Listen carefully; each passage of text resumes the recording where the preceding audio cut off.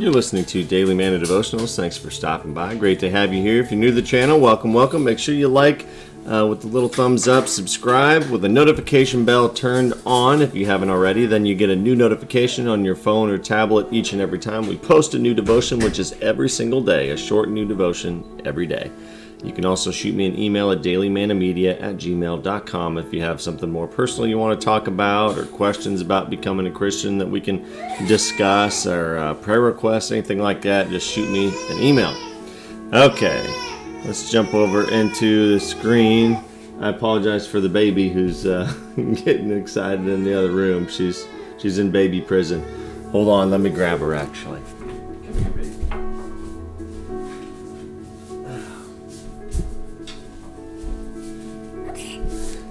Then she won't be screaming in the background. She wants to be in the video, so I'll just let her join the video, right? All right. Try praying for a change is the name of the devotion. Scripture.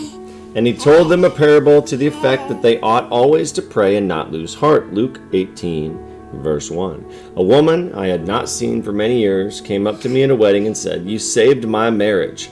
She reminded me that she had once shared with me a concern in relation to her husband's spiritual condition, and I had said to her, "It's not your responsibility to change your husband. That's God's responsibility." Those are wise words. Tell your husband what's on your heart, then back off and let God do the rest. For 16, it's easier said than done. I mean, we got to learn to trust God, but that's a hard situation to be in. Trusting God with that. For 16 long years, she had prayed and waited, seeing little evidence that God was hearing or answering her. See? Yeah. Though her husband professed to be a Christian, there was no fruit indicating that he had a genuine relationship with the Lord. Then, unexplainably, she said, after all those years, the Spirit turned on the light and brought about a dramatic change in her husband. It was as though he had come out of a coma. All of a sudden, he couldn't get enough of the Word. He started keeping a notepad with him to record what he was getting out of the Bible, out of reading his Bible. He even talked of selling his business to devote more time to ministry. Wow, see? Quite the change. Trust God, and it works out, although not in our timing. We've talked about that in a lot of other devotions, but, it's not our timing, it's God's timing, and sometimes that's the big stumbling block for us is we just can't comprehend and can't conceive that it might take years for things to happen, but that doesn't mean it's not the perfect timing in God's mind and God's plan for us. The timing might be perfect. It just is very slow to us impatient humans, right, baby?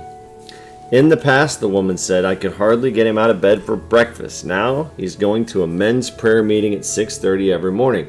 There is no human explanation for what happened to change this husband except for a faithful God and a persevering wife who decided to pray rather than prod and provoke. Are you tempted to lose heart about a situation you've been praying about for years? Don't stop praying. The outcome may not be identical in your life, but the same God who sustained this woman and intervened in her husband's life in his way and time is able to act on your behalf and to glorify himself in your most hopeless circumstance. Who in your life are you most concerned about in terms of their spiritual openness and interest?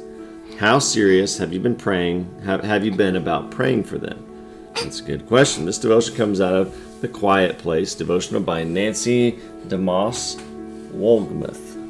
I like that devotion. That's a good devotion. That's very good, very thought-provoking. It talks about things such as timing, our timing and our impatience versus God's timing, and it talks about learning to trust God with things that are, so wildly important to us, like saving your marriage. There's nothing more important on the earth when it comes to that. You want to save your marriage. That's right up there at the top of the list of important things. And learning to trust God with that for 16 years, I'm sure that was not an easy journey for her, but it worked out. God worked it out, didn't he, baby? God took care of it in his timing. You look so adorable. I just gave her a bath and she's all clean and fresh and got her new clean jammies on. And yeah, looking adorable and clean. Yes, you are. Thanks for listening. As always, God bless. I'll see you in the morning. Say bye-bye. Bye-bye.